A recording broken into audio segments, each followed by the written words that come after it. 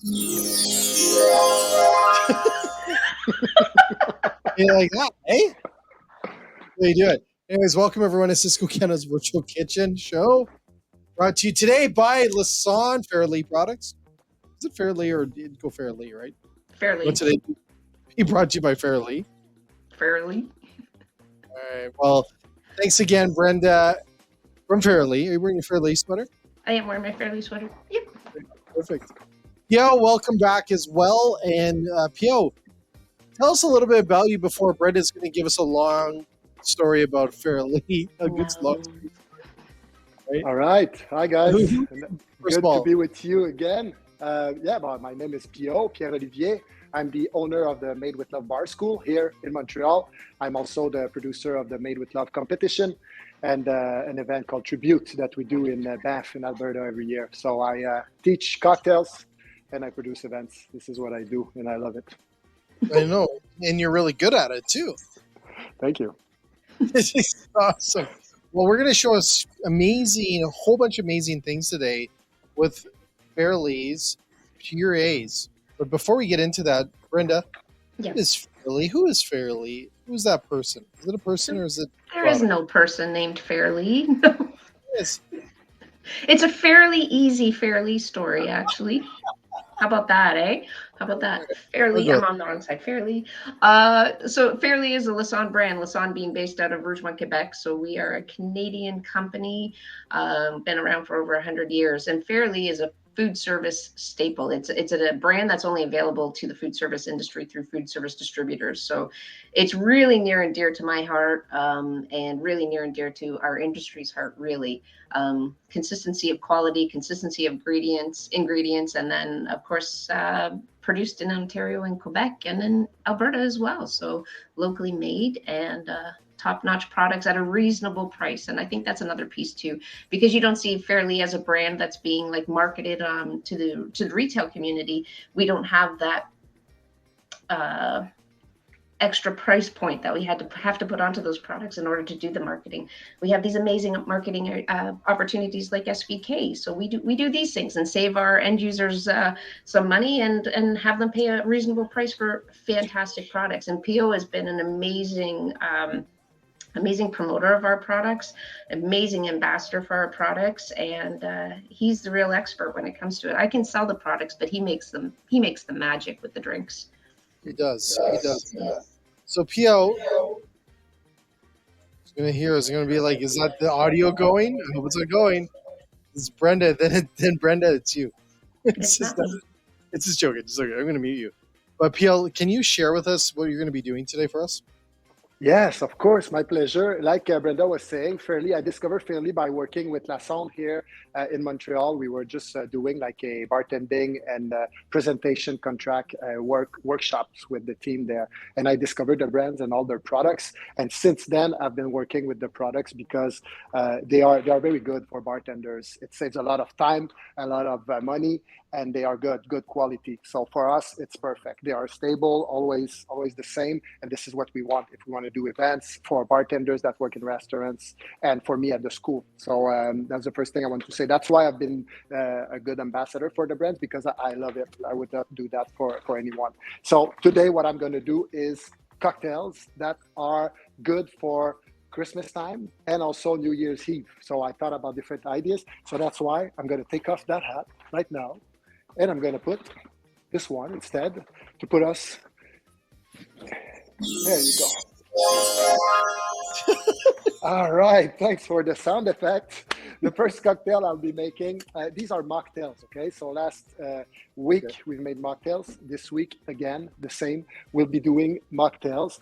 And when we make mocktails, we need to be a bit more creative. We need to think outside the box to replace the spirits that we usually put in the cocktail. The alcohol content. So it's not just about making the same cocktail and not putting alcohol in it. It's really a total different creations. And that's what I'm going to show you today. So the first one is inspired by the sour. And since we don't have spirits, I have made two different decoctions. So decoction, there is maceration, there is infusion and decoction. The difference with decoction is that you make the spices boil in the water. Okay, it's like an infusion, but you make the water boil for a while with the spices. So here I have one made with cardamom and ginger. Okay, and I have another one here that I made with cinnamon and cloves. Okay, so that's very easy to make. It's just water and spices that's been boiling for a couple of minutes, and then I put it in the fridge, and I have it for all my mocktails and for my recipes. And this will take the place of the gin or the vodka. So this is what I'll be using. Okay, so first of all, what I'm going to do is, this is going to be my 2 glasses. This is called coupette. Okay, these glasses are great for mocktails because they look like a cocktail. For me, when I see this, it tells cocktail in my head. So that's what I want when I make mocktails. I don't want to put it as less as possible in an old-fashioned glass, which looks like a juice. I'm going to use coupe. I'm going to use champagne coupe. I'm going to use mugs, different stuff that really going to look like a creative cocktail. Yeah. So you're saying use the glass in a way to provide the value of the drink too? Definitely. Oh yeah. So there's different reason for using a glass. Okay. There will be the type of cocktail we're making, if we're using ice or not in the ingredients. But one of the big reason why we're picking a glass instead of another is the style of it, the look. And this has a cool style. This has a cool look. And it's not feminine or masculine. It's called a coupette Marie Antoinette. I would drink a Negroni, an old-fashioned, or a mocktail in that. And I'm a man, and lady can take cocktails in old-fashioned glass, which are known to be more manly, but that doesn't exist anymore. Okay, you just pick your glass in order of what the type of what do you want to communicate, and what the style of cocktail you're serving. But that's for sure communicate a cocktail. So even if I'm having a mocktail in this type of glass, it looks like a cocktail, like everyone else who are drinking cocktails for that night. Okay, so I'll take my 2 coupettes. First of all, I just put ice in it to make sure they are very cold when it's going to be the time to pour the cocktail in it, because never put ice in these glasses in the cocktail. These ones are meant to be served straight up. Okay, so once my glasses are there, they are getting cold, I'm going to use my non-alcoholic spirits, which is just a decoction with cinnamon and cloves. So this, I'm going to put 1 ounce of the cinnamon and cloves one in this one, and 1 ounce of cardamom and ginger. Hey, Pierre. Yeah. You're making that drink. I'm going to throw up your website here. I just threw up Lasson's website. See that, Brenda? I was thinking of you. People can find out more about Made with Love on your website. On the website of Made with Love, yeah, definitely. Go check out Made with Love Bar School. You'll see everything we do with the bar school in Montreal. And you have the Made with Love competition as well. So our last event was in Ottawa. It was 2 weeks ago. That was the final competition for the national tour. And now we have the national final that will be in April, but we haven't announced where it's going to be yet. But one thing I can tell you, it's that it's closer to you than to me right now. So it's somewhere in Canada, closest to West Coast. And I can tell you that Fairlee will be present as well at this event with all their juices and their staff as well. There you go, Brenda. So, okay. Let's do a cocktails. There's a soundbite for that moment. I'm using the strawberry puree, okay? So these ones are sold frozen, and I just unfreeze it when it's time to use it. There's already sugar in this, so it's you need to balance your sugar component. I'm gonna ask you a question. Man, do I look pale today? I guess this question, Brandon, maybe you can get it on this. Frozen. It's not diluted now. Like the freezing doesn't ruin it. Like Brenda, what do you like? No. I got you on mute. Sorry, let me unmute you. That little flag that comes up, Mike is muted. You're so smart. So no, it doesn't dilute it at all. And part of that is even the Tetra packaging, right? So the integrity of Tetra packaging is phenomenal, frozen or shelf stable. So it really is a premier product. And one of the things I want our viewers to understand today is that the produce market, as we know, fluctuates year all through the year. You have highs and lows for your fresh ingredients and stuff. And when you go to a frozen product like this, that is a high quality frozen product, you're getting that same consistency of flavor, no matter whether you're serving it in April or December, and you're getting that same consistent price point as well. So it doesn't dilute it, and it gives PO all the opportunities to create something magical with it, because it's kept in its primary form. There you go. There you go. Yeah, That was good. That was good, man. Thanks. There you go. I'll put your website up for that. That's okay. No, but you Yeah. have more recipes there. You have more recipes like this. Your website, right? Yes, definitely. There you go. Sorry, P.O. Sorry. No, it's okay. I wanted to agree with what Brenda said. This is really Sorry, go ahead.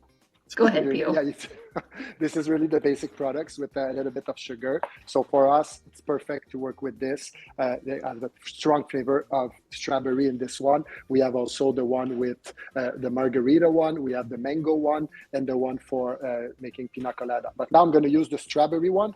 Why? Because this is the way I made my decoction. I choose spices that fit well, that paired well with strawberry. So cardamom, ginger, and strawberry is a good mix. It works well together. You can look in different flavor Bibles on different recipe book, and this is all flavors that paired well together. Same for cardamom, cloves, and strawberry. So I'm going to put a little bit more of these puree in the mix. So this is 1.5 ounce. As you can see, I'm making two.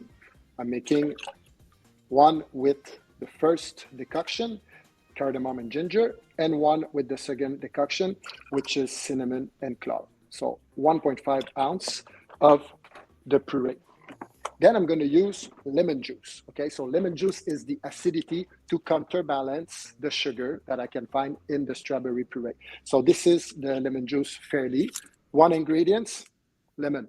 That's it. This is 2 sold frozen, and I'll freeze it when I use it. So for us, since we discovered this brand and this product, we're using it in all our events, our class, and to create cocktails. So I'm going to put just a little bit, 0.5 ounce of the lemon juice to balance out the sugar that we find in the puree. I put this acidity in it. So now we have a classic sour. So this is a sour cocktail, spirits and sugar and the lemon. And then I'm going to put this. This is a miraculous foamer. So it's like, you know, the thing you find in cans of peas. It's called aquafaba. So this thing has no flavor to it, but when you shake it, it makes a big, thick foam. And that's what we want when we make a sour. You could change that too for egg white, for example. But me, I prefer working with the vegan product, which is shelf-stable as well. So I put 1 portion of this in each shaker. Okay, so one that I've made. I have never seen heard? I've never seen that before either. This is a product for specialists. Bartenders knows about this. Oh, it's the professional then, eh? Yes. Yeah, they don't sell this in grocery store. They sell this in a specialist store. Yeah, for people who works in the industry mostly. But it's and it's not very old. It's very recent. The first one maybe 3 years, 4 years ago came out. So it's not something that we find for a long time. But it's very popular now because egg white, they turn bad quickly. Sometimes they have a little smell to it. And also with the people who wants vegan products. So this is interesting. Really? Yeah. Didn't know that. Who knew we could talk vegan and cocktails all at the same time? Because your mic is working today. Knock on wood. Yes. I know. This is like the first show we haven't had audio or video problem. I'm knocking on wood. I mean, Brenda, we're good. Oh, I think PO's ready to put on the show. Oh, sweet. All the ingredients are mixed. I haven't put the ice yet because I want to do a dry shake. So dry shake means I'm going to shake these cocktails without ice to make a big emulsification. I want to have a lot of foam into these cocktails. So I go like this and I shake it without ice. It's a bit weird, doesn't make any noise, but that's going to make the foam and shake the ingredients. Wait, let's get some of this up here.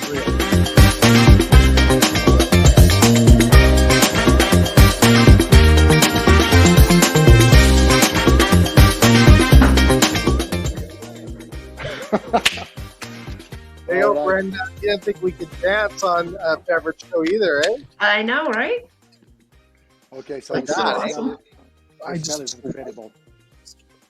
All the spices and the strawberry, it's exploding, okay? It's really, really intense. It smells super good. And now I'm gonna have the ice, okay? The ice is always last minute. Why we had the ice? Okay, because we wanna have a little bit of water. We wanted that to be cold. And we want more emulsification of the cocktail. So this is the second shake. So I did the dry shake.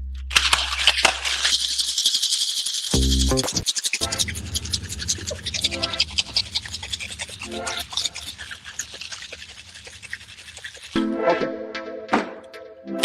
There you go. Hey, it's got a delay. Sorry. So you need to go a bit intense with shaking because this is what makes the difference when you Now, put what- love into it. Okay. I got to ask you a question on this because I think a lot of people make a mistake there. Is that they just pour it all together and do a little swirl in the cup and that's it, right? They then don't That's shake. a mistake. That's a Yeah, it mistake. depends what cocktail. For the sour, it's a mistake. Yeah, because the sour, you want it to be very well shaken and you want to have all the foam. So you see, now I'm going to pour the cocktail into my vessel, okay, which is the Marie Antoinette coupette. I'm going to double strain it. So I strain it first with my Hawthorne strainers to get the ice and the big piece. And then I strain with a fine strainer. So this is going to keep all the little ice piece that has been broken with my intense shaking. You don't want this in the cocktail because you don't want this to melt in the cocktail while the dilution is good, but you want everything else. So that's why I'm doing this special double strain, which is very popular in cocktails. It's very common to do that, okay? And then that's it. I have my first, you see the big foam I have, the intense foam I have from it. That's from the vegan foamer and that's from my intense shake that I've done, okay? And my second cocktails, I'm gonna do the same. Always rinse your ingredients before making another cocktail because you don't want to mix flavor and you want only the ingredients that you tell your patrons that will be in the cocktails. So same, I'm pouring this here. There you go. And again, this beautiful foam. So there you go. You have these beautiful two cocktails. One is made here with cardamom and ginger. This one with cinnamon and cloves and Fairlee products. So we have the strawberry puree, lemon juice. Oh, wait a second. I just found something cool. That Fairlee product, which I do have, which is number 5 in Jay's top 20. It fits a spout. It does Yeah. fit a spout. That's huge. PL, that's huge, right? From a bartender's perspective, when you find products that fit the spout, that's a winner. Yeah, definitely, because we use this bottle first for this, and then we keep the bottle if we need to put other juices, other syrups in it, and it's we don't have to pour it in bottle like this. So we use this a lot with the spouts. This is for bartenders' go-to. This one is the chili syrup for the next cocktail, but it's really nice to be able to put a spout on it. We don't even need to use a jigger. We can just count. And we know what the quantity is going to go out of it, so it goes a lot faster. It's more precise. Yeah, we tried to be efficient with all of our product innovation, right? Like we really need to speak to the people that are using it, which are the bartenders, right? So we're not ordering product that you need to decant into something else. We're putting it in the bottle that you're going to actually physically use, right? So Brilliant, Barbara. Brenda, why do you keep you Barbara today? Did you just call me Barbara? I've already got like 400 shows with you. That's my sister's name, actually. I've been called Barbara my entire life. Really? I'm totally serious. Yo, do you want to break for a quick commercial as I go put my foot in my mouth? I'll put my shoe in my mouth and then. I love my sister. It's okay. You can call me by her name. It's fine. No, I've only done like 300 shows with you. I We'll be back with P.O. The song Fairlee. See, there we go again. All right, we'll be right back after this, okay? Imagine both your front and back of house teams are so well trained that they're executing flawlessly. Your front of house is doubling your sales, boosting repeat business, and creating 5-star dining experiences, while your back of house is consistently preparing each dish to perfection, on time and to spec. Having a restaurant this dialed takes a unique training system. That's where Serve comes in. Serve means study restaurant variety, and it is a powerful, mobile training system, custom built to meet the needs of your restaurant. Serve will up-level your team's knowledge and skills, maximize your profits, and create experiences guests will rave about. Serve is the key to unlocking your restaurant's hidden potential and will prove that the more your team is able to learn, the more your restaurant will earn. It's Serve, and it's a game changer. Ready to serve? Get started at servenow.com. Welcome back. No, whoa, Pio, where'd your head? Where'd the drinks go? Where the head? I was Drinks. Good I point. can bring it back. Yeah, It's just people here wanted to drink it. They want to see the drinks again. Do you know what I There you wanted go. to say, Jay, before we go let Pio go on to his next creation? Is typically the fruit purees and smoothie mixes are something that operators will tend to just use in the summer months or the hotter months, right? I absolutely love how Pio is taking this base ingredient and making seasonal festive cocktails with it, like bringing in the cardamom, bringing in ginger, bringing in clove and cinnamon into something that would typically only be used in the summer months. Has just completely expanded the use of this product. It's very common for operators using the smoothie mixes to highlight, daiquiris and pina coladas during the summer months, but then the product doesn't get used as much through the winter months, which is fine because it's frozen. However, why don't we cycle that product out of our freezers and create, creative cocktails and drinks or mocktails using them as a base puree, right? Brenda, that saves money, right? Absolutely saves money and uses the inventory. We don't want inventory sitting in anybody's fridge or freezer for too long. If it's not being used, you shouldn't have it in your building. No, you're absolutely right. And Pio, that's huge for a bartender because nothing is worse than having products go bad on you and you make a drink with it. I've done that before. Those kind of things, right? So, good point. Good point, Brenda. Thank you. Not Barbara. Yeah, this is like sustainability and being able to use all our ingredients is something that is always in the mind of a bar manager. So we don't want to lose anything. The products are so expensive too. And also it's a culture now behind the bar for people and also in the kitchen to be able to use everything. Just here, we are downtown Montreal, the bar school, and we have a couple of friends that own restaurants and we are sharing our ingredients. If we know that we're not going to use something, I'm going to go downstairs to my friend at Pamplemousse, which is a very popular restaurant around. I give them the mint I have left, and they're going to use it. They're going to put it in a salad, or they find a way to use it. So you're right. It's really about not losing ingredients.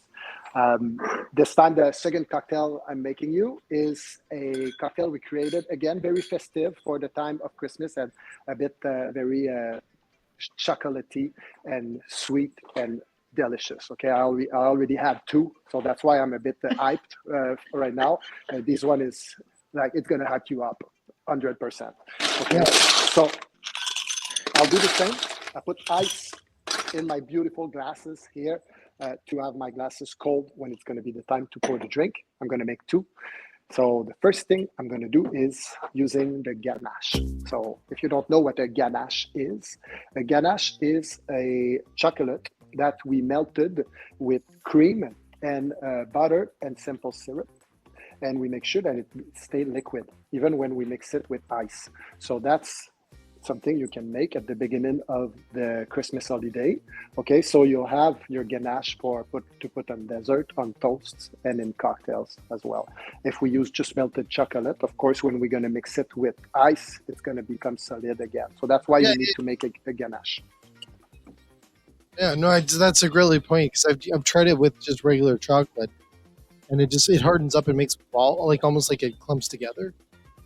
Yeah, exactly. Yeah, you need to make this. And this is like when I say kitchen and the mixology bar are not so far from each other. This is one of the examples. They used to be, back in the day, they were so far apart, right? I love how you bring them together. I love that. Oh yeah, not for me. For me and for many bartenders, right now, both are very close. Chefs and mixologists works together. Mixologists are very interested into cooking techniques.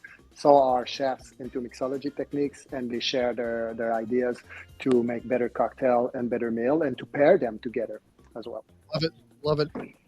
Cool. So let's start with the ganache I have made today. Question. Yeah, while you're making, I gotta ask Brenda a question here because this is.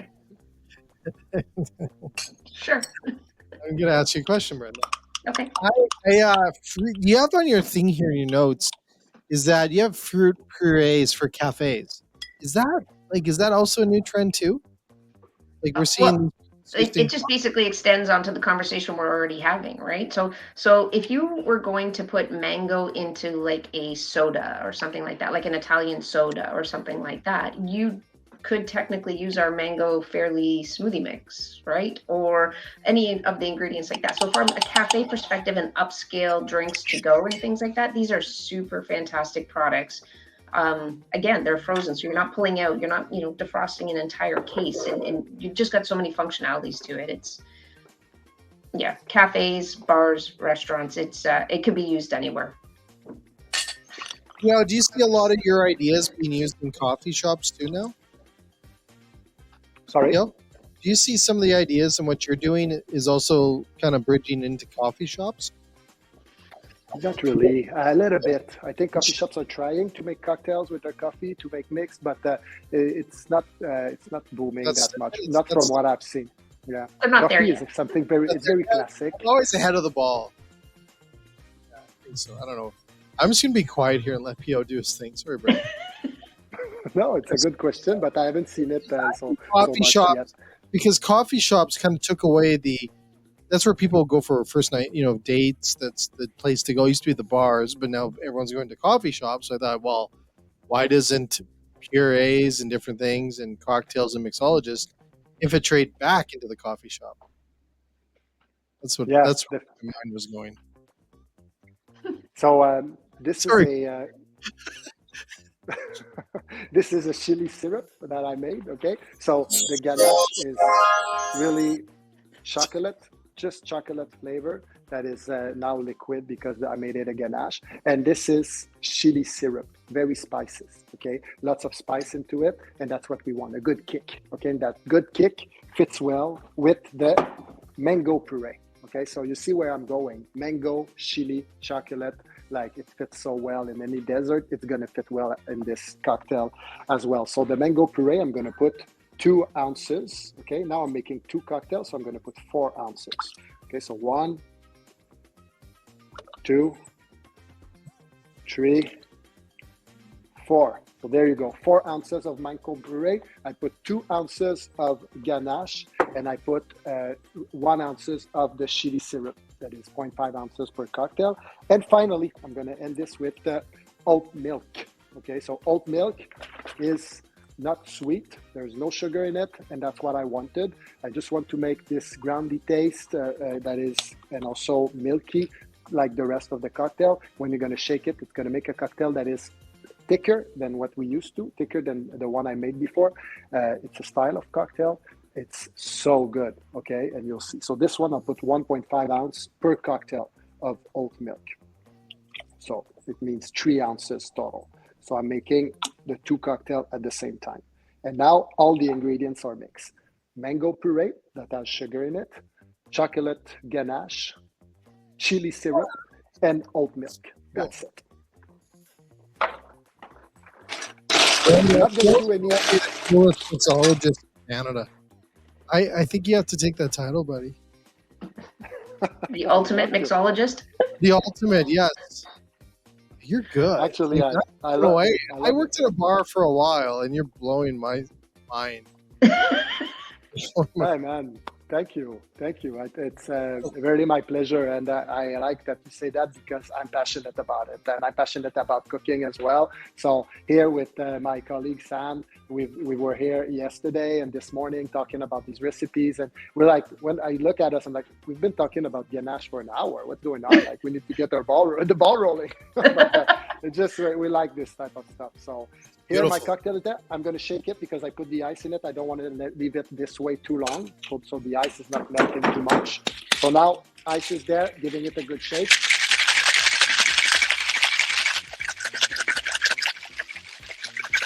The shake for 3 reasons: emulsification, okay, dilution, and to make the cocktail cold, okay. So now you can see this, the smell of it, mango, chocolate, the chili, you don't smell that much, but you're going to taste it. And oat milk is just bringing this texture. Again, taking off the ice and just pouring this in this beautiful coupe like that. 1, 2. And as you can see, it's a thicker cocktail, like chocolatey, but it's not. Barbara, sweet. Brenda, Super Barbara. Oh, God. Brenda, that looks pretty good, eh?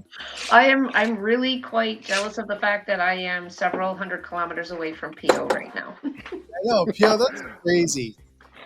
Yeah, you were here last week though, and you had. I know, Brenda. Okay, but I'll make you one next time you're here. So here's I'm just taking some mint here. So usually garnishes, it's different ingredients that you use to decorate to garnish your drink. It doesn't have to be ingredients that you find in the drink, but you try to find ingredients that either you find in the drink or that makes sense. So for us, mint with mango, chili, it does make sense. So I'm just putting the little mint here. And then on the mint, I'm going to use this here. So this is powdered sugar. Okay. So powdered sugar, you just put a little bit like this. There you go. Oh my Lord. So it looks great. It's beautiful. You don't want it to be too sweet. It's just for the look.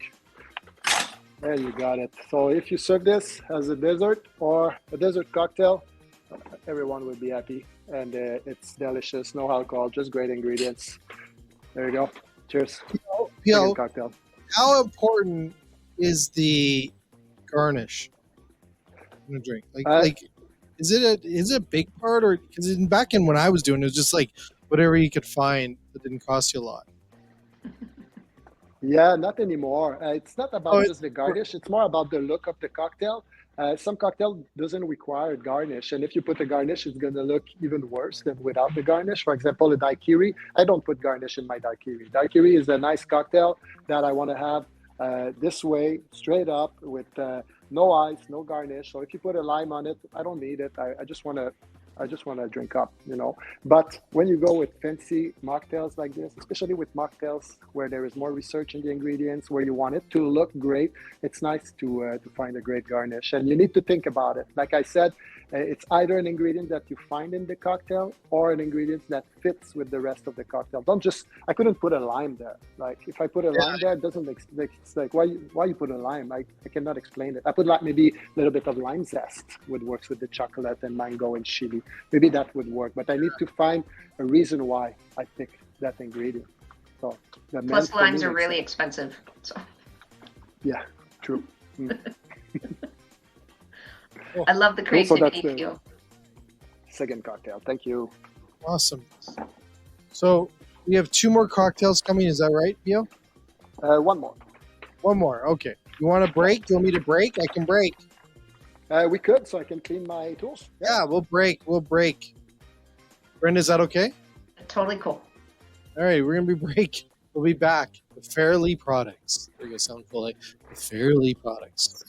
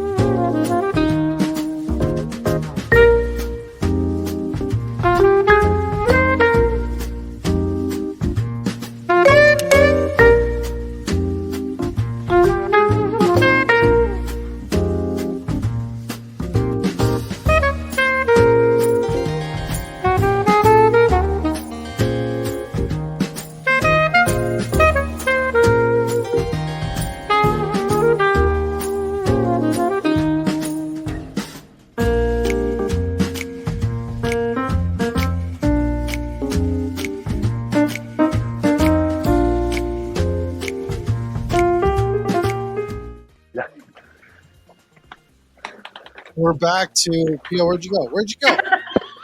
I went to get my son woke up. Oh, alrighty. Yeah, so he's sleeping. I don't know. Can you hear me?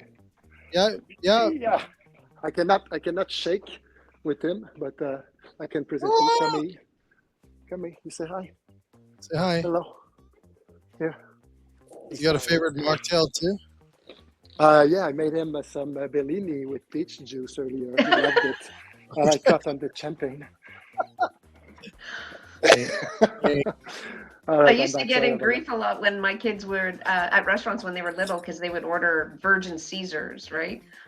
So that's the old school mock cocktail for a kid. Pio's kids get peach Bellinis mocktails. Not the Shirley Temple. And a Shirley Temple, yes. Yeah, Shirley Temples was very popular back in the days too. Super sweet. We're gonna bring it back. Let's bring it back. We should bring it back. Yeah, why not? We're bringing back some old style cocktails like Sex on the Beach or Blue Lagoon and these type of cocktails that were popular in the 90s. It's coming back, but they are made differently. We use like fresh ingredients. We balance it. It's not as sweet as it was. So this is a trend right now to take these old, very sweet, not very balanced cocktail and to bring it back to a quality style Sex on the Beach or quality style kamikaze or things like that. That's cool. Yeah. All right, Pio. This is your last one. Here we go. Yeah, so the last one You're making no sense over here. You're not making sense? Not at all. No, okay. I got too much coffee in me today. Calling you, I don't know where I've been calling you Barbara. I don't get that. I don't know. Don't know where that's coming from. Sorry, Pio. Sorry, over to you. Sorry. Yeah. No, it's okay. These one are champagne flute, as you can see. So our inspiration is on the mimosa, on the Bellini, actually, that we're talking about. So what I've been doing is a shrub. Okay, so a shrub is same of a syrup, but we add a acidity in it or vinegar. Okay, so this one has vinegar in it. Okay, so that's what makes this conserve for a long time, and that gives really a different taste from it. And this is what you make when you have ingredients that will soon turn bad. This one, the ingredients that was turning bad in our fridge was the blueberry and the basilic and the raspberry. So we had these ingredients that was a bit like it was time to use it. So we decided to make a syrup. So just boiling water with these ingredients, with sugar, and then we have vinegar in it, white vinegar, and that makes it's called a shrub. Okay, so the shrub really brings all your taste buds a different sensation with lots of explosion of taste, and then you can taste like all the fruits in a different way than when it's just sweetener. So shrub is delicious. Okay, so in this cocktail, I'm going to use first of all a little bit of this shrub. I'm going to put 1 ounce of it. Okay, so raspberry, blueberry, and basilic. Okay, and all these ingredients taste a lot. Okay, you can see if you make one at home. And I'm going to use again the strawberry puree. So strawberry puree, I'm going to put 3/4 ounce. There you go. And I'm going to balance it out with lemon juice. Okay, so I'm going to put just 1/2 ounce per cocktail.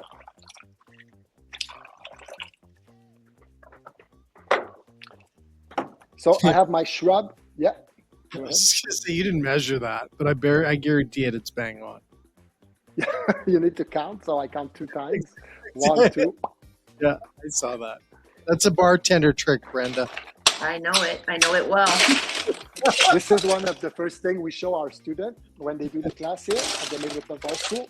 We are showing them how to count by using water, and all the students are in the class for like hours counting and the 2 hands counting 1, 2, 3, 4, 5, clack, and then they make cocktails like this. So it's a bartender thing, definitely. So shrub, strawberry puree, lemon juice. That's it for now. Okay, shaking it.